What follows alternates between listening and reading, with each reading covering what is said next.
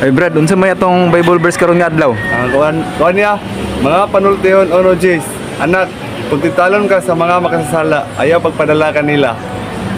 Ay Brad, unsa atong Bible verse karon nga adlaw? Bible verse na to karon kay Panultihon 22 bersikulo 2. Ang adunahan ug ang kabus parehas binuhat sa Ginoo. Brad, unsa atong Bible verse karon nga adlaw? Panultihon 22 verse 3. Ang pagtawad sa Ginoo ug ang pagpaubos makahatag kanimo og bahandi, dungog og taas nga kinabuhi. Ay Brad, unsa atong Bible verse karon nga adlaw? Panultihon 16:1-3 itugyan sa Ginoo ang tanan buhaton ug magmalampuson ka. Brad, unsa may atong Bible verse karon nga adlaw? Panultihon 22 verse 3. Ang maalamon nga tawo mulikay sa kakuyaw apan ang walay alamag magpaduol hinuon niini mao nga magantos siya.